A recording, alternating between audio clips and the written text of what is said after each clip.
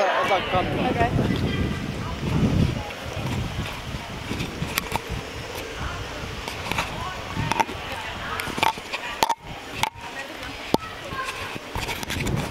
Terve. Mikä sai sut lähteä kulkueeseen mukaan, aitokulkueeseen mukaan? No se, että lapsi tarvii isän ja äidin. Ja että nyt ajetaan niin paljon niitä aikuisten oikeuksia, että niitä heikompia ja hauraiden niin kuin lasten oikeuksia ei kukaan sitten voi ajaa, mutta kun me nyt sitten ajetaan niitä. Kiitos.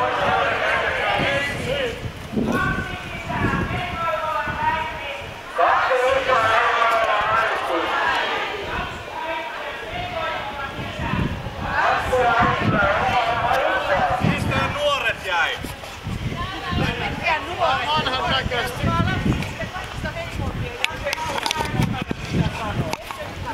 Avioliitto miehen ja naisen välinen. Avioliitto miehen ja naisen välinen. Hei, kuka oikein olette? Minä olen kansanedustaja Sari Tanus, joka toivoo ymmärrystä suomalaisille ja laittaa lasten oikeudet ensin. Sitä oli juuri kysymässä, mikä sai teidät lähteä tähän kulkueeseen tänään? Sen takia, että lapsilla pitää Suomessakin säilyttää mahdollisuus äitiin ja isään. Hyvä. Ja se, että mikä avioliitto on, se on miehen ja naisen välinen. Jos se on jotakin muuta, niin se on sitten vaikka pariliitto tai jotakin muuta. Kiitos. Avioliitto miehen ja naisen välinen.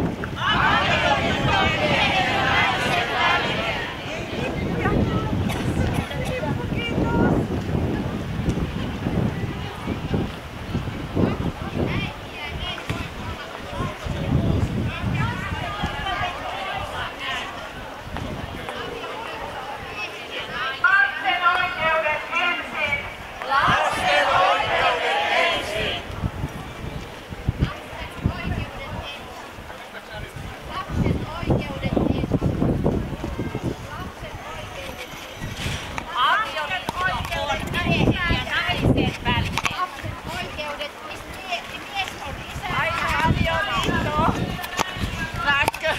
Aito avioliitto.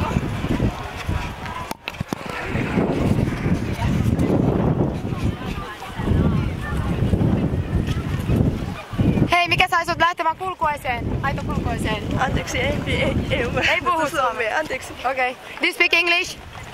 Yes. You can ask me. Okei, no mikä sai Patusille paljon? Hyvän asian puolesta. Niin, mikä sai teidät lähteä? Joo. Hyvän asian puolesta kannattaa marssia. Hyvä, kiitos.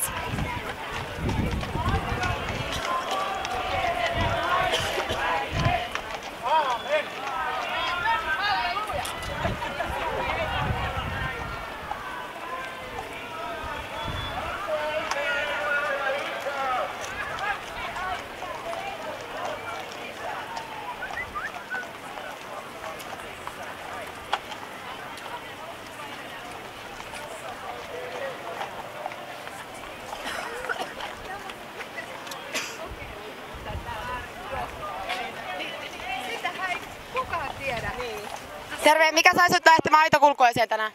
No, mä oon perustajajäsen tässä Aito-avioliittoyhdistyksessä ja tässä on kyse lapsen oikeuksista ja siitä, että varsinkin mitä isättömyys aiheuttaa lapsille, se on tosi paha homma. Se on sellainen, että se kasvattaa riskejä esim. Pojilla rikollisuuteen ja näillä tyttärillä niin teiniraskauksiin. Kiitos. Moi. Mikä sais lähtemään aito-avioliittokulkueeseen? Lapsen oikeudet. Lapsella on oikeus isään ja äitiin, mutta suurella sydämellä. Kiitos.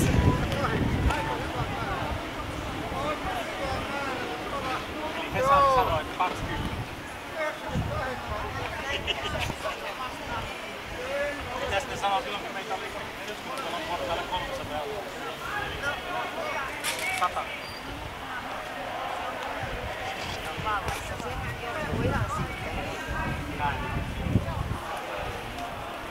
Hei, kuka oot? Petteri. Miksi sä oot täällä tänään? Lasten oikeuksien puolesta ja se, että miehen ja naisen avioliitto on ainoa biologisesti kestävä yhdyselämän muoto sille, että lapsella pitää olla oma äiti ja oma isä. Ja muut liitot on ihan muita liittoja, jos ne on niitäkään. Hyvä, kiitos.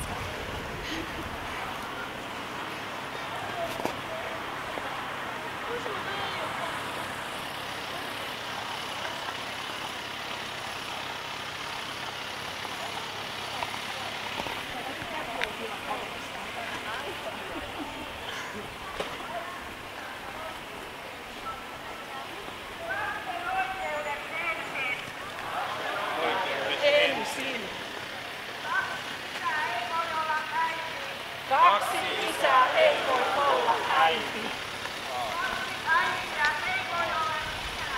Kaksi äitiä ei voi olla isä. Avioliitto on miehen ja naisen välinen.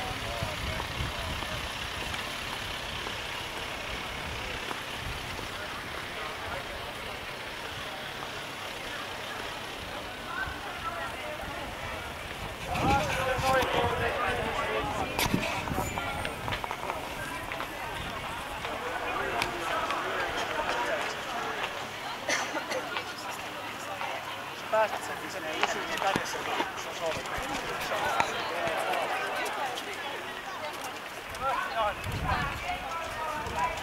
Kaksi isää ei voi olla äiti.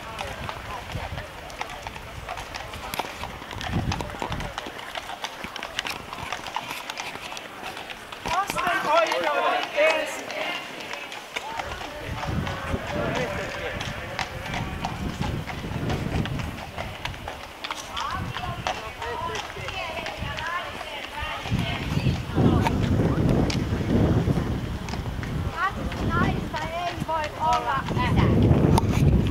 Kaksi isää, äiti.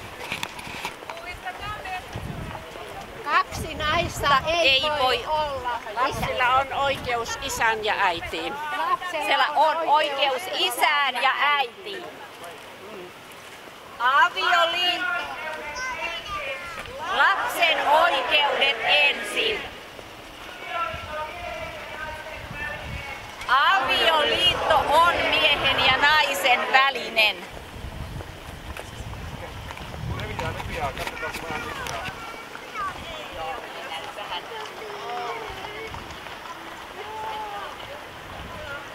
Avioliitto on miehen ja naisen välinen. Lapsella ei voi olla äiti. Avioliitto on miehen ja naisen välinen. Avioliitto on miehen ja naisen välinen. Mikä sai sut lähtemään tähän taitokulkueeseen tänään? No mä oon sitä mieltä, että avioliittoyksikkö, mikä on ollut iät ajat, on niinku se, mistä lähtee ihmiskunta yleensä niinku rakentuu. Että siellä, ja huoli totta kai siitä, että lapsillakin olisi sitten nämä oikeudet. Ja tässä ei ole kuultu ollenkaan, mitä vaikutuksia olisi niinku tällä tulevalla tämmöisellä sukupuolineutraalilla jutulla. Ei ole tutkittu tarpeeksi. Eikä sillä varmaan olekaan semmoista niin hyvää merkitystä, kun annetaan ymmärtää. Kiitos. Miehen ja naisen välinen.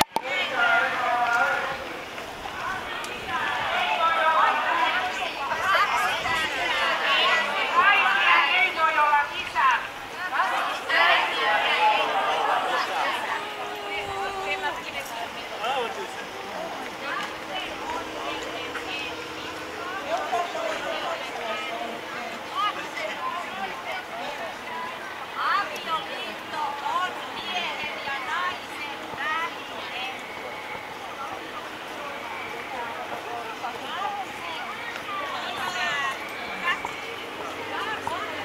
Annetaan lapselle tulevaisuus.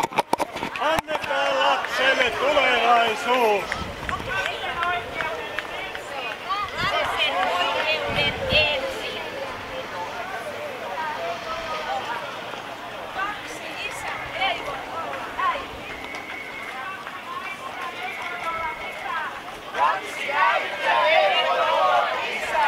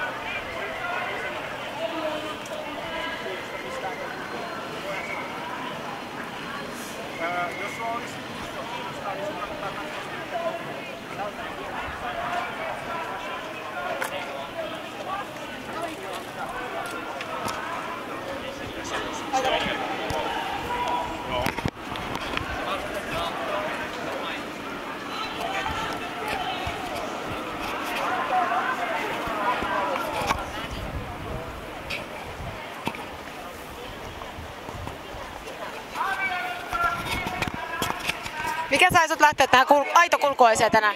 No oikeastaan viime tingassa lähdin mukaan puolustamaan kestävän yhteiskunnan rakenteita, nyt kun vielä saa sanoa mielipiteensä. Epäiletkö, että jossain vaiheessa ei saisi sanoa mielipidettä sitten? No jos tämä diskurssi, mikä nyt on meneillään, niin leviää ja lainsäädäntö muuttuu, niin kyllä voi olla ongelmia siinäkin asiassa. Mistä näin päättelet? No montakin syytä, mutta ihmisoikeuspuhe, mitä on tosi paljon, niin näyttää siltä, että se on menossa siihen suuntaan, että sen jälkeen, jos me sanotaan, että avioliitto on miehen ja naisen välinen, niin se voidaan nähdä tämän lain jälkeen myöskin rikkomuksena. Minkälaisena rikkomuksena? No varmaankin rikkomuksena ihmisoikeuksia vastaan. Kiitos.